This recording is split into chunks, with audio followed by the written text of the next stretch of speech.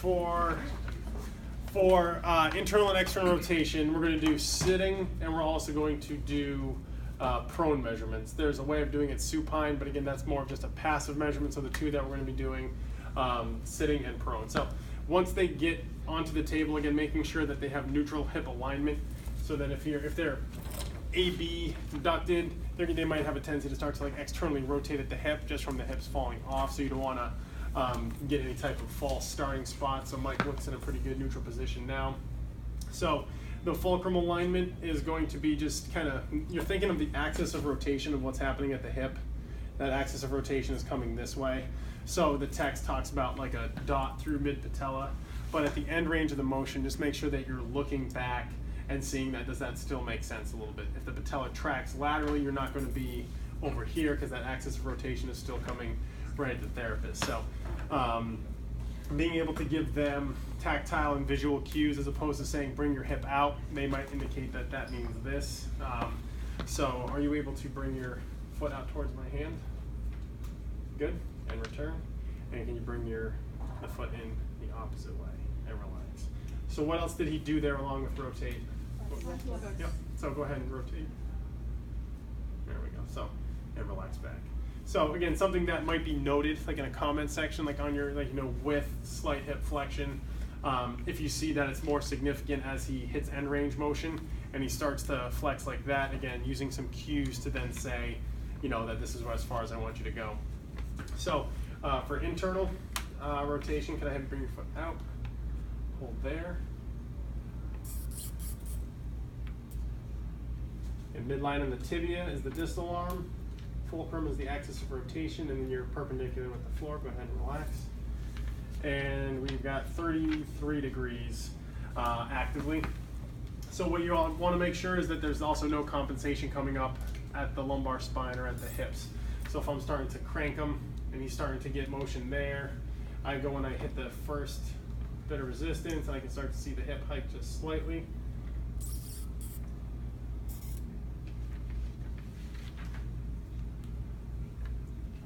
And we've got about 37, 38, so a few more degrees passively of internal rotation. And again, as you're finding this, and as you're looking for compensation, you can also find that firm end feel.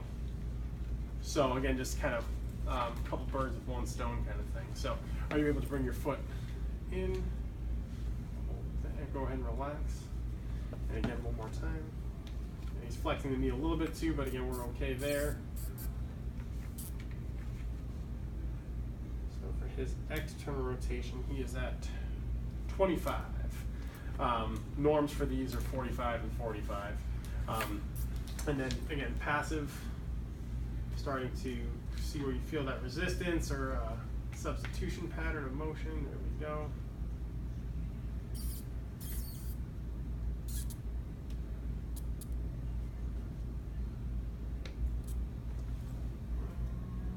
About that same 25 mark there. And again, the resistance has also kind of accompanied that little bit of motion to the hip, indicating that tissue slack is being taken up, and now that limited mobility is starting to cause motion elsewhere. So, questions with those two versions? What do you do to get the other leg out of the way? Yeah. So if they have the full, and if he's kicking himself in the shin, you can kind of just abduct this hip and put it out of the way, and then bring it back to neutral when you're assessing it. Any other questions with those two? Can I have you on your stomach, please? So with this, you want to make sure, because again, we're now using the fulcrum here, depending on the size of the patient. Mike wouldn't be a terrible candidate for this version, but just based on stature of the patient, can I have you slide down towards the end of the table towards me? So your knees are just above, there we go.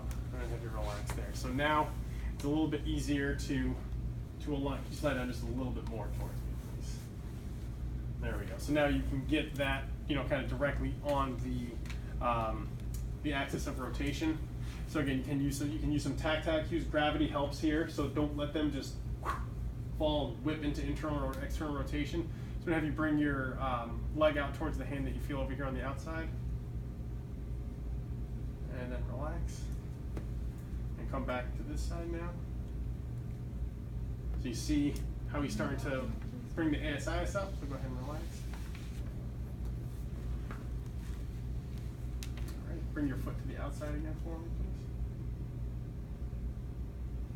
Go ahead and relax. And then you can just maintain that position. Again, you just want to ensure that there's the alignments are the same in terms of midline of the tibia and parallel with the, and you can see that I'm not trying to always have to suction it down to the skin. You're able to get that alignment through visual estimation there. And internal rotation, he's got active about 25.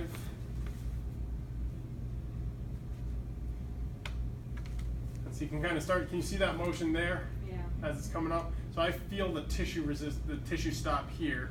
If I keep going, it's pulling them into that rotation. So start to notice that, you know, on those who may have limited hip mobility in here.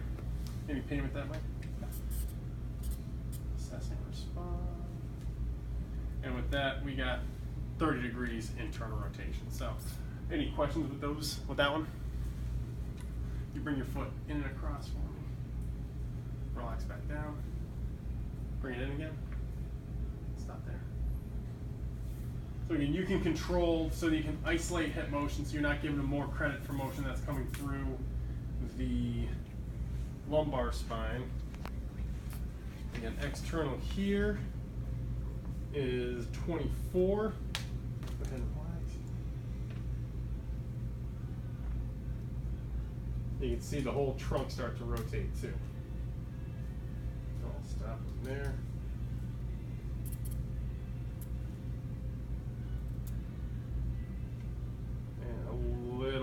Past 25, 26, 27. You go ahead and relax down. You can scooch on up the table. So this just shows a good